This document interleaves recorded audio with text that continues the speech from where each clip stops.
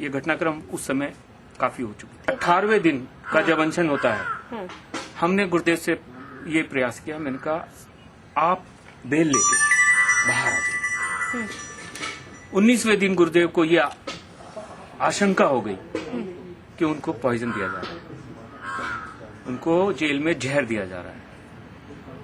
और 21वें दिन बेल लेके वापस आए।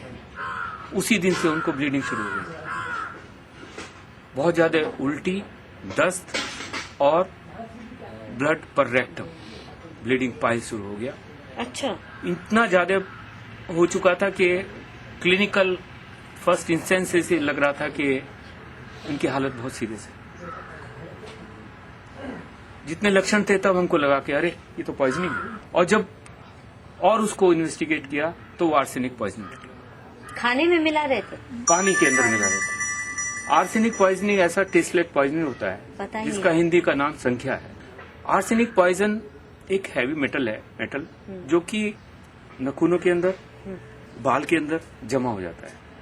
और अगर किसी की बॉडी को 10 साल तक भी निकाला जाए उसके बाद भी आर्सेनिक पॉइजनिंग डिटेक्शन हो जाता है।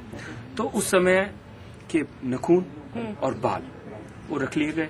अच्छा, हाँ, वो टेस्ट करवाए, वो रख लिए गए, टेस्ट किए गए।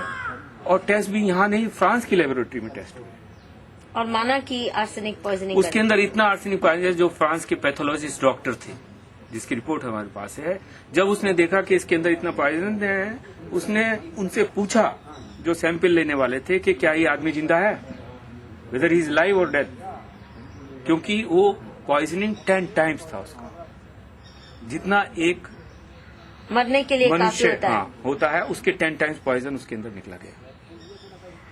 वो रिपोर्ट लेके फिर एक अनशन हुआ इसी बात पर कि आर्सेनिक पॉइजन, हाँ, इसकी सीबीआई जांच हो, खनन माफियाओं की हो। और वो अनशन की डिमांड ये थी कि हम लोग यहाँ के जो उस समय जिलाधिकारी थे, जिस जिलाधिकारी को हटाने के लिए ये अनशन हुआ था कि आराधना शुक्ला को लाया जाए, उसकी जगह आ गए थे हरीशचंद्र जोशी जी। हरीशचंद्र जोशी जो डिस्ट्रिक्ट मजिस्ट्रेट थे उस समय, डिस्ट्रिक्ट जज थे नेपाल सिंह, क्योंकि कोर्ट में भी कई बार ऐसी बात हुई थी, और माफिया तंत्र, इन तीनों ने मिलके पूरे मातृ सदन को जेल में डाला, गुरुदेव को पॉइजन दिया। ये मेरे डायरेक्ट एलिगेशन है, प्रूव्ड एलिगेशन है, इसके लिए हम फेस करने। इसके बाद घटनाक्रम आगे चलता है, एक और अनशन होता है। वो अनशन होता है देहरादून के अंदर, गांधी पार्क में अंदर। उस समय भगत सिंह को बीजेपी की सरकार थी, और बीजेपी की सरकार के सामने ये अनशन चला। ये अनशन स्वामी निगमानंद जी ने किया था और 68 दिन का अनशन चला था। उस 68 दिन के अनशन में भी वही स्थिति रही, गांधी पार्क में संत अनशन पे बैठे रहे। डिमांड थी उनकी खनन माफिया और उसके विरोध में, डिमांड थी उनकी कि भ्रष्ट प्रशासनिक अधिकारी का ट्रांसफर, डिमांड थी उनकी कि मेरे गुरुदेव को जो पॉइजन दिया गया है जेल में फर्जी आरोप लगा के, उसकी जांच कराई जाए सीबीआई इंक्वायरी से। इस डिमांड के लिए फिर 55वें दिन हमारी बात होती है भगत सिंह कोश्यारी से, उसके ऑफिस के अंदर। उसमें हमारी बात होती है, गुरुदेव और मैं, हम लोग जाते हैं भगत सिंह कोश्यारी से। उससे पहले मेरी कई बार वार्ता हो चुकी थी। हम लोग ये कहते थे कि आप क्या कर रहे हैं, आप मिलते क्यों नहीं, आप बात क्यों नहीं सुनते हैं, आप अनशन क्यों नहीं निपटाते हैं। और बहुत सारे लोगों की बात हो चुकी थी सरकार से, हम अकेले थोड़े थे, क्योंकि पूरा का पूरा समाज आंदोलित हो चुका था। उस घटनाक्रम में उस दिन शाम के 5:30 बजे थे, हम लोग उसके घर में मीटिंग होती है। आइए महाराज जी, बैठिए बैठिए, कोश्यारी जी बोलते हैं, डॉक्टर साहब आप इनको समझाइए ना। मैंने कहा सर मैं क्या समझा सकता हूँ, आपकी और इनकी बात है, अनशन चल रहा है, रास्ता निकालिए। महाराज जी आप तो बड़ी जिद्दी हैं, बताइए क्या क्या आपकी डिमांड है। तो ने कहा ये डिमांड है हमारी, सीबीआई इंक्वायरी दो हमको, उसको सस्पेंड करो डिस्ट्रिक्ट मजिस्ट्रेट को। कहने लगे एकदम से तो सस्पेंड नहीं कर सकते हम, और किसी एक सीनियर ऑफिसर की हम जांच बैठा देते हैं, उसके बाद जांच में जो आएगा तो सस्पेंशन होगा तो ठीक हो, सस्पेंड कर देंगे।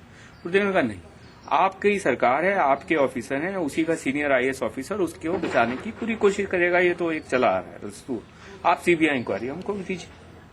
सीबीआई इंक्वायरी के लिए भी तैयार नहीं हुए। कहले उससे पहले सीबीआई इंक्वायरी करने से पहले मैं स्टेट का एक हाई लेवल का एक इंक्वायरी कराऊंगा। उसके बाद अगर वो संतुष्टि करेंगी तो हम सीबीआई इंक्वायरी। इस बात पे वार्ता हुई, गर्मा गर्मी होने लगी।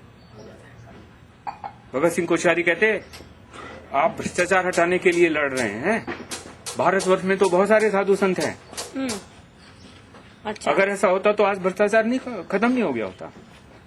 ये बात भगत सिंह कोश्यारी के थे, बीजेपी की सरकार के जो नुमाइंदे थे। उसी समय गुरुदेव ने भी तेजी से कहा, ठीक है अनशन नहीं तोड़ेंगे। और बात इतनी तेजी हो चुकी थी कि गनर भी बहुत अलर्ट हो गया था और उस समय हमारी बात नहीं बनी। भगत सिंह कोश्यारी ने कहा, ठीक है मैं आपका योग बल देखता हूं, आप मेरा गाज हट देखिए। हम लोग चले आते हैं। मैं बड़ा निराश था क्योंकि एक यंग सन्यासी जिसको 55 दिन हो चुके थे, 5 दिन गुजरे हैं। उससे पहले की घटना यह है कि भगत सिंह कोश्यारी की सरकार में बीजेपी का इलेक्शन हो चुका था और जो पोल सर्वे थे, प्री पोल सर्वे, उसमें पूरी की पूरी ये बात थी कि भगत सिंह कोश्यारी ही चीफ मिनिस्टर बनने वाले हैं। और वो बहुत ही कॉन्फिडेंट थे कि अगला चीफ मिनिस्टर मैं बनूंगा, संतों को इनको देख लूंगा, अनशन कर रहे करने दो, जब इनकी तबीयत खराब हो जाएगी उठा के अस्पताल में डाल देंगे। जब 5 दिन के बाद में रिजल्ट निकला तो एनडी तिवारी सरकार, एनडी तिवारी ने हमसे बात की। अगले दिन हमारा मान सम्मान हुआ और उसके 5 या 6 दिन अनशन को तोड़ा गया। सम्मान के साथ 2 एमएलए ने गांधी पार्क में स्वामी निगमानंद का अनशन तोड़ा।